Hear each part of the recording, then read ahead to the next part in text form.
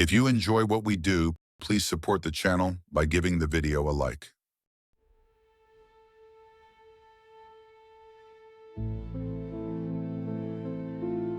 Back in 2018, I was in a difficult position. I'd lost my job working security for a local firm and was looking for something on a short notice. Add to that, I was in a difficult situation with my then girlfriend. We were on a sort of pause. It was a strange time. In short, I was looking for a job, and I found one. There's this charity, which I won't name, that handles distribution of something called the Little Miracle Chest. These have been around since the 80s, but they're very limited in scope. It's these colorful toy boxes that are sent out to first-time parents, mostly in the southern East Coast states. They usually contain a couple of goodies, some parental advice books, a Bible, and a couple of other things. It's been around for a while, but I don't think a lot of people talk about it. I read online that a local chapter handling the Little Miracle Chest needed permanent warehouse security, so I applied. I had one of those chests as a kid, and honestly, I loved it. I thought it was a nice callback, especially at a time when I needed stability. For the sake of brevity, I'll just say this up front. I've changed a couple of names around, including my own, just to make sure my position and the location stays anonymous. I met with a guy, let's call him Jonah, friendliest guy you'll ever meet. Early 50s, honest living kind of guy if you could look past the creepy horn-rimmed glasses. He looked like a cool dad who'd stepped out of a 70s commercial. Firm handshake, calming voice. I met him just outside the warehouse, and he had the most starched white shirt I'd ever seen. "Jonah," he said, shaking my hand, "and you must be Henry." "You got that right. Glad to be here." "It's like I know you already. Do you want the tour?" "Gotta admit," I said, "I'm a bit nervous about the interview." "Interview?" Jonah laughed. "My friend, as far as I'm concerned, the job is yours. We got your application is all. You fit the bill just fine."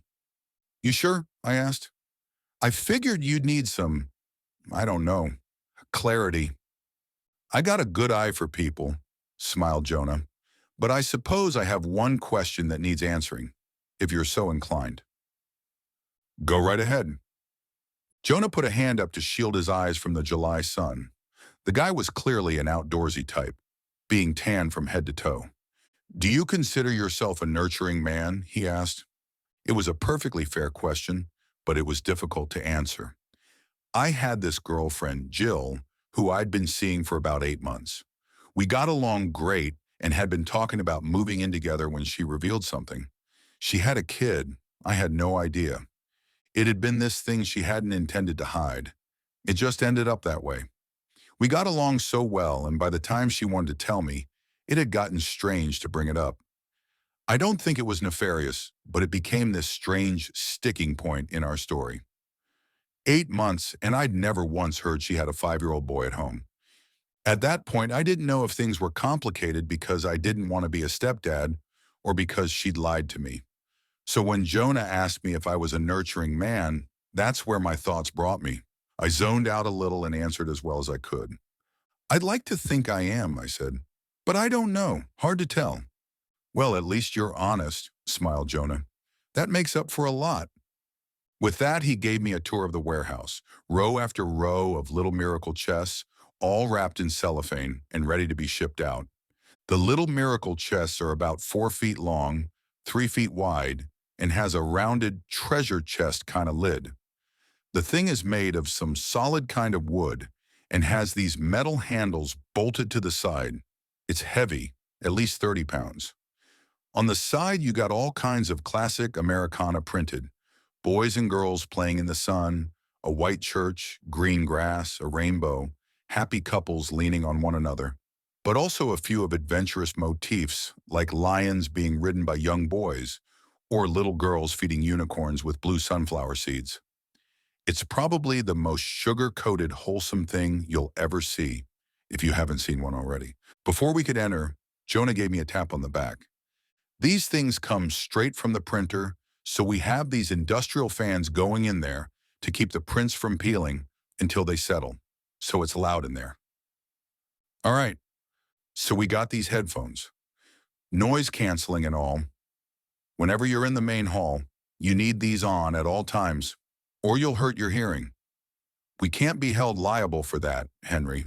We don't got that kind of money. Fair enough. He gave me the headphones and showed me around the warehouse. There was a definite chemical in the air. It was a prickly smell, like old lime and deep ammonia. It stuck with you immediately. Jonah showed me around the main hall, the loading dock, and the various entryways to keep an eye on. He pointed out a few cameras, all the light sources, and where all the emergency buttons were in case of a fire or serious accident. Once we got out of the warehouse, we put away the headphones and put them in a locker. There was this small adjoining office with 2 desks and an honest-to-God fax machine. Jonah explained a couple of details I needed to keep in mind. We got the place pretty cheap because the ground rests on aquifer, he explained. That's been shifting slightly over the years, causing a sort of incline. We've looked into contractors to help us compensate, but it's a steep bill. Long story short, Henry, you need to check to make sure none of the chests tumble off the shelves. We don't want them to break. Not one. Is that why you wrap them up like that? I asked. For traction?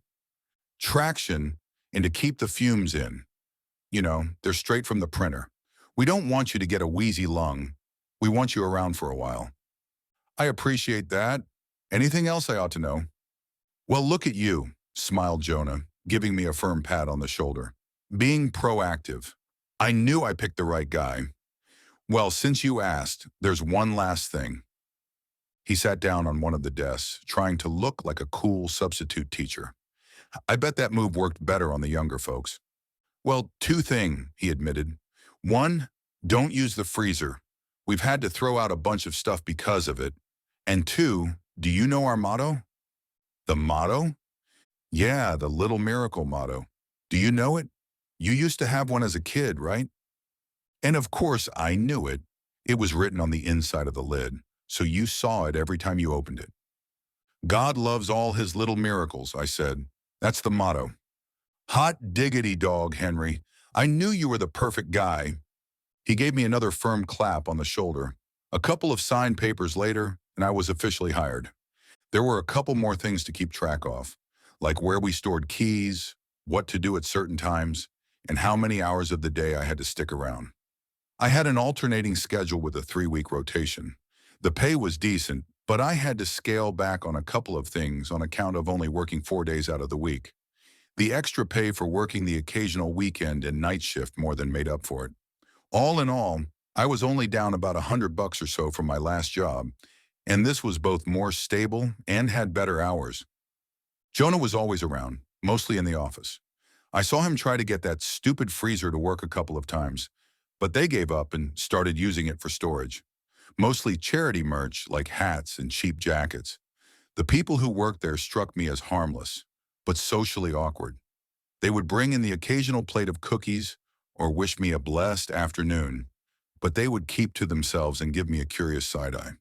Night shifts were a whole different thing. The little miracle chests look a bit strange in the dark. You have to consider, the one I used to have was beat up and torn at the edges. These things were fresh from the printer. They looked nothing like my old thing. It had been thrown out somewhere around my later high school years. I grew up in a troubled home. I didn't know it was a troubled home back then, but it was. I was an only child, and my parents were constantly complaining about their financials. Whenever the 2 of them were in the same room for more than an hour, they'd yell. There was always something. The broken lawnmower, the extra shift that ruined our weekend plans, the cheap muffler, that strange noise from the shower drain. There was always something, and someone had something to say about it, and they had to say it loudly. I used to get so tired of it that I'd lay under my bed with a pillow over my head, trying to drown the sound out. That is until I realized that the little miracle chest we had was mostly soundproof. I'd put blankets and pillows in there and make it my happy place. I would spend a lot of weekends there with a flashlight tucked under my chin, reading or playing. And whenever I ran out of batteries, I'd imagine what was written on the page and just whisper it into the dark. Or I could be an astronaut for a while floating through space. Or maybe I was a spy, hidden in the trunk of a villain's car. It sounds sad, but I never knew it was. I loved that darkness. It was my own, and no one could take it from me. I'd whisper my little truths into the void, and I felt like it understood me, like it was a friend. I could imagine it saying, "You're our little miracle, Henry, and we'll always be here for you." And every time I looked up, there was that motto, God loves all his little miracles. The job itself wasn't that demanding. I'd help out with the occasional loading at the dock, and I'd keep the place shut down and safe in the evenings. Most of the time, I was walking around the warehouse listening to a podcast or an audiobook. The headphones Jonah gave me were these amazing $400 industrial things that worked as radio, communication, and media player. And he was perfectly fine with me listening to something while on my own. For all his quirks, Jonah was probably the most chill boss I'd ever had. There were a couple of times I had to step in. A couple of chests had slid a bit too far, and I'd have to wrap them up in more cellophane and put them back. Other times, the smell would get so strong that I had to step out for a while. I'd get chills from the overhead fans, and there was always something sticky to get your shoe stuck on. So it wasn't perfect, but what job is? But my troubles started for real when I started using glasses. I'd been riddled with headaches for a while, and Jonah gave me a day off to check with an optician. Turns out I needed glasses. It was a pain to get used to, but even more of a pain to wear them underneath the headphones.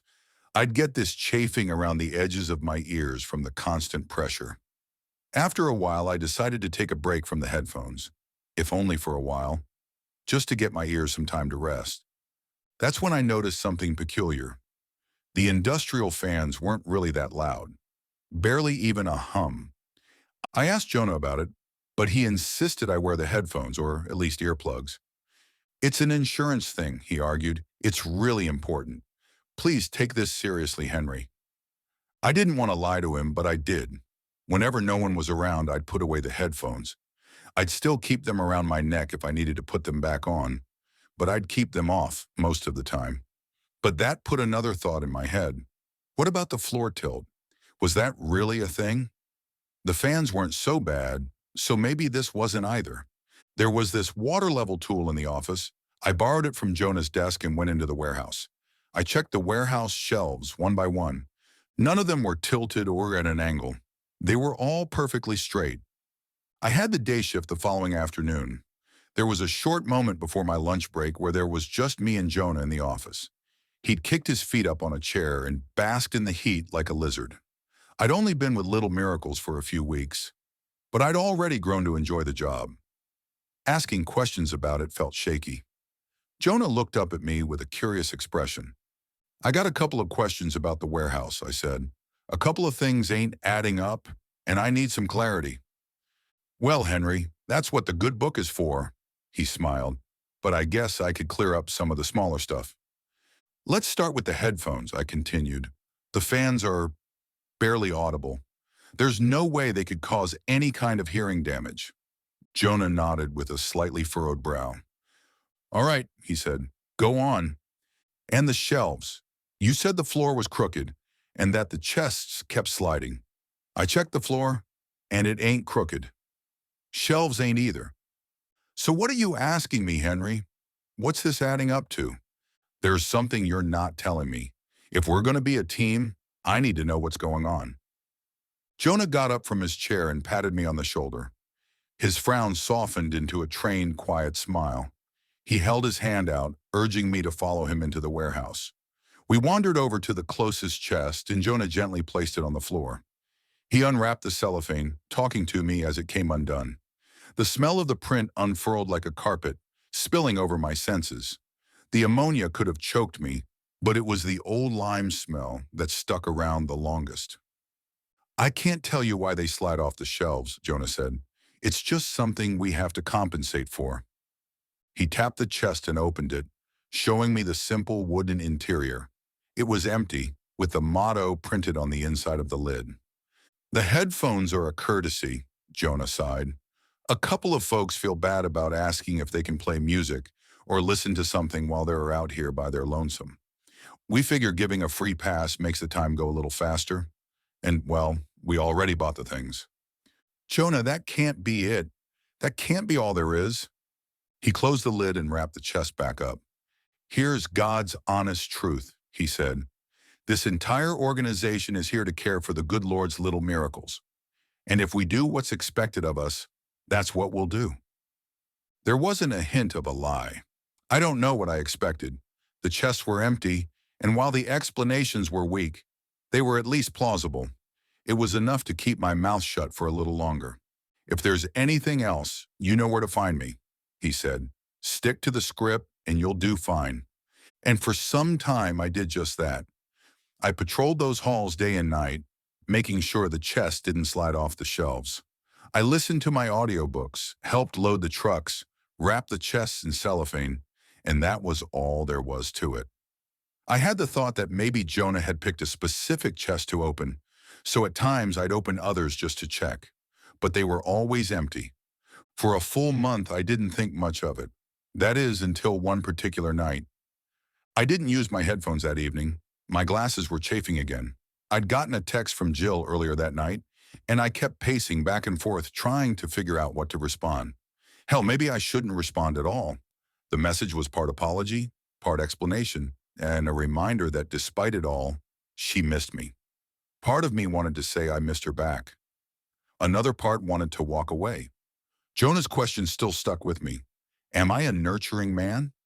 As I paced, I noticed one of the chests having slid a little further than usual. A full corner of the chest was hanging off the edge of the shelf. I put my phone away, slid the chest back in place, and stepped back. As I did, I heard something. It was low, like a mumble from behind a pane of glass. Thank you. I looked back at the chest. I stared at it, dumbfounded. You're welcome? There was no response. And of course there wasn't. How could there be? It might have been the wind, but a part of me knew it wasn't. That noise brought me back to those childhood summers, hidden away in the safety of my little miracle chest, while my parents threw dinner plates in novelty mugs. In the safety of that chest, when I whispered something, I'd imagine someone listening, and that someone would sometimes whisper back. And what I heard in that warehouse was exactly like I'd imagined that voice to sound like. From that point on, I started looking at the little miracle chests a bit different. I began questioning whether they were affecting me or I was affecting myself. It had been such a small sound, barely audible, a whisper of a thank you. I could have misheard. I must have. The only other option was nonsensical. Chests can't talk, and I knew for a fact these were empty. But I couldn't help it. During those long hours of the night, I had to look a little closer, listen a little longer. And when I couldn't convince myself to stop, I tried to test them, challenge them even. I'd whisper at them, knock on the lid, or pick up and shake them a bit. Of course, nothing happened, but every now and then I'd see one of them twitch or rattle. Was it one particular chest that moved, or was it all of them? One night I didn't even bother to try. I just picked a chest and stared at it, waiting for it to move. I'd looked at it for so long that the image sort of blurred, like when you hear a word too many times and it starts to sound like a noise. Then, there it was. A nudge, just a little, but clear as day. I rushed it, tore away the cellophane, and opened it. And of course, it was empty. And I'd accidentally ripped off part of the print, just a corner where the line was. I thought about lying to Jonah, but I knew better. Not only did he deserve the truth, but there were cameras to tell the full story. Not that I didn't think he'd believe me, but because it didn't matter. No matter if the chest moved or not, I'd messed up. I met Jonah in the parking lot on the way to the office. He carried a much too formal suitcase and a copy of today's paper.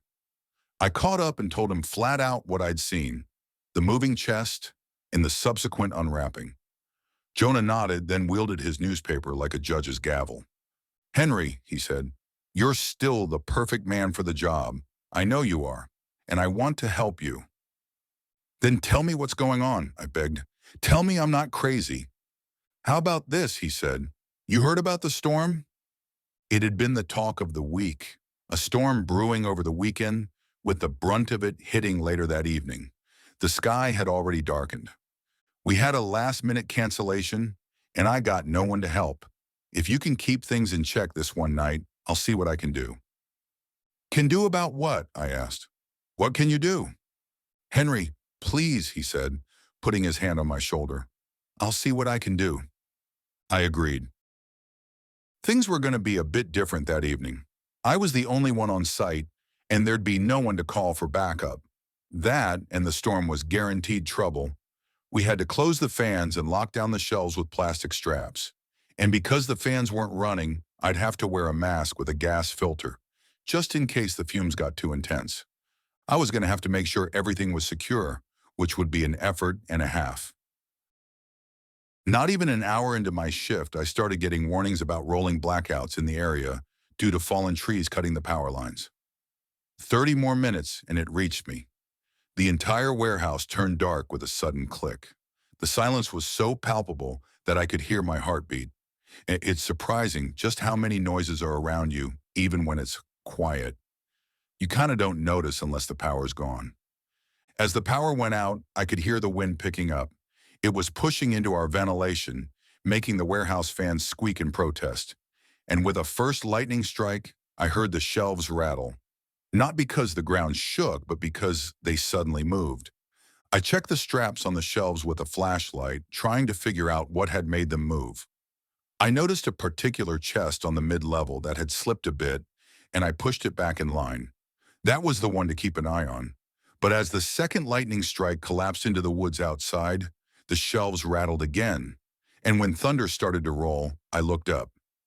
It wasn't just one peculiar chest. They were all moving. Some of them were actively fighting against the protective straps. Others seemed to shake, like a leaf in the wind. It's like something had kicked them, forced them into action. A couple of lids flipped up, revealing the empty insides. I could hear the cellophane stretch and strain against some unseen force pushing the chests every which way. Then voices. What's happening?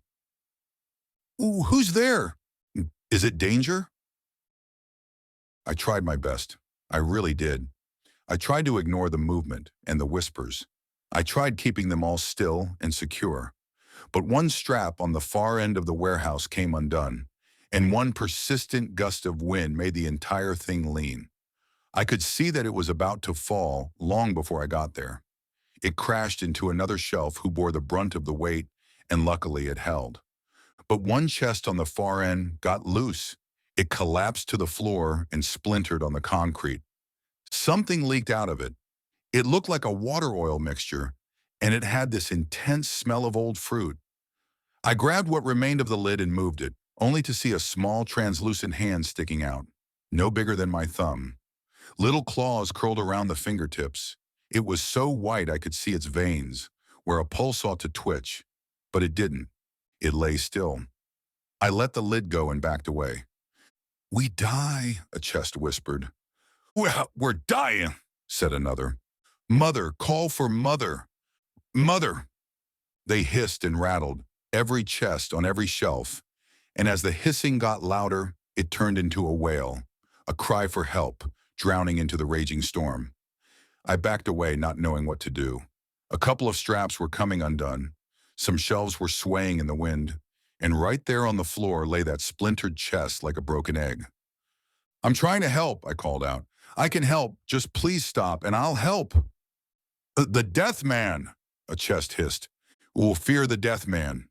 Mother, mother. The calls got louder, a chant for mother, for something to come help them, to deal with the death man. I couldn't stay. Defying the storm, I rushed out of the warehouse and into the parking lot. I was drenched in seconds as the rain fell sideways, but I much preferred the howling storm to whatever was happening on those shelves. I couldn't believe it. I ran for my car. I had to call Jonah.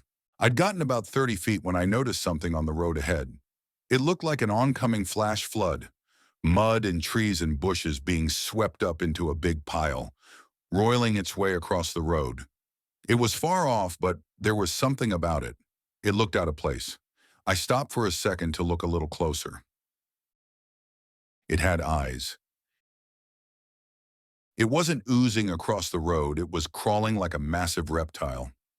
I'd mistaken its scales for tree bark. It was a creature, an unreal reptilian thing, and it was coming straight at me. And now that I looked at it, it was fast. I never made it to my car. I turned back to the warehouse. I sprinted as fast as my legs would allow and slammed the door shut behind me.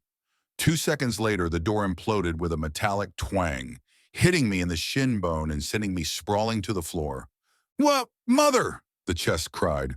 "Mother comes! Mother saves! Mother eats the death man! Eat the death man!" Something groaned. It sounded like a tree bending in the wind, but there was a tune to it, and it repeated like the croak of an angry frog. The living mudslide reached into the warehouse, only to reveal a five-clawed forelimb, each claw the size of my leg. It cracked the floor like wet sand. Then a roar. The air rippled, and the pressure made my ears pop long before I even heard its sound. It was part hiss, part croak, and part shriek, all wrapped into one furious bellow that rattled the windows. I got back up on my feet, wobbling from the gash in my leg just as the thing reached the loading bay doors. Those are solid metal. I thought they'd hold for a while, but they bent wide open with little effort. It was like watching a rabid dog tear into a pillow fort. The storm spilled onto the warehouse floor. The winds shook the shelves as the creature stopped in front of the broken chest. A split white tongue tasted the air, each segment the size of a grown man's thighs. It poked around the splinters and looked up with a pupil the size of a bowling ball.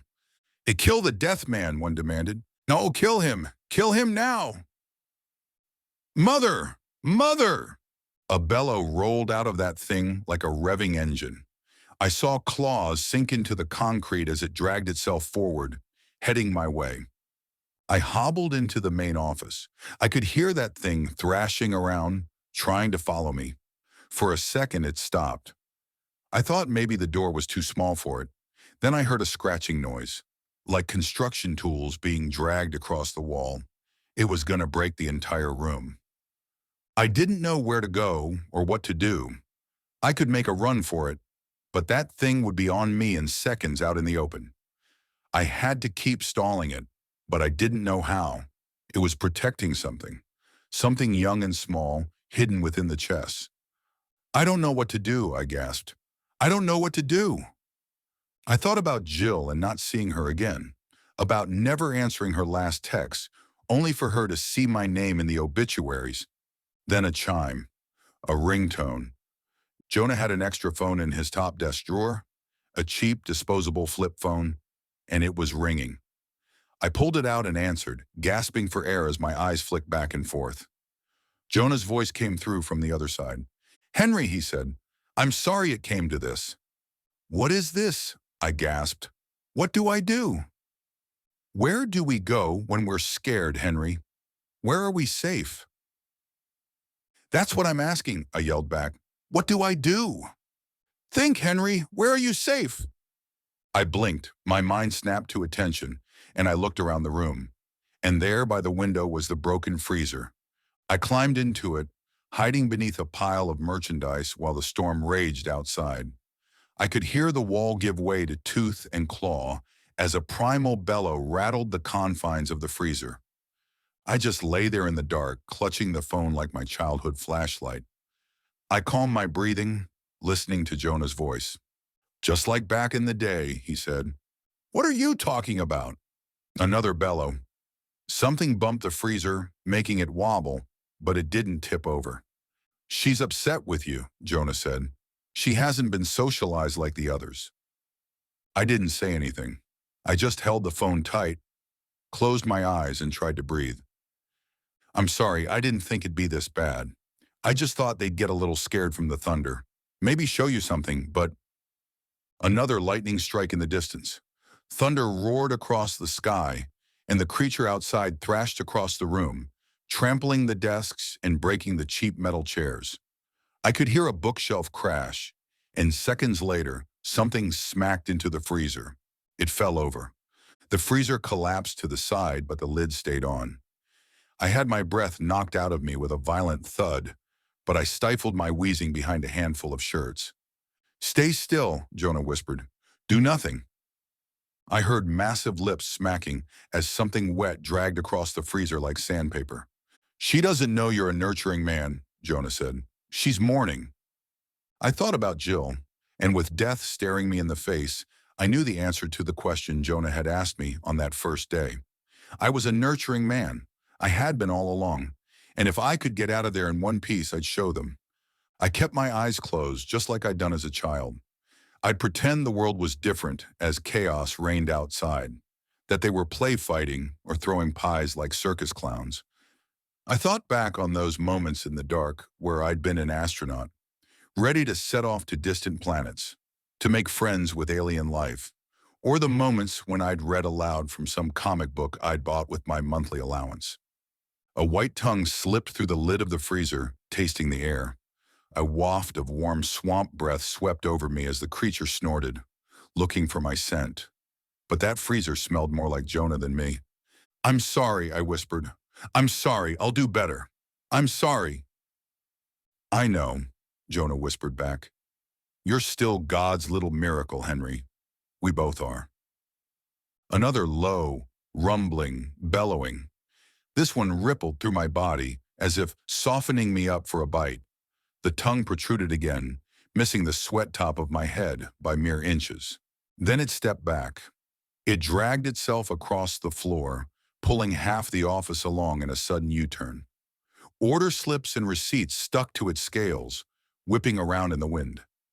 Debris from broken desks and flattened chairs clung to it, floating along like a natural disaster. I lay there tucked among the battered merchandise, listening to the howling storm. The worst had passed, and the warehouse chests were quiet. "I'm so proud of you," Jonah sighed. "So proud of what you've become." And I would stay there until dawn with Jonah, waiting for the wind to stop yelling. Most of the damage was covered by insurance. This part of the county was apparently prone to floods, it seemed, which was one of the reasons it was so cheap. Of course, there was no flood, but I got the sense that they knew that. I met Jonah a couple of days later on a park bench not too far from the warehouse. He was having yogurt and brought a thermos of piping hot coffee. We hadn't spoken since that night, but he seemed just as cheery as always. I wasn't. "I need to know what this is," I said.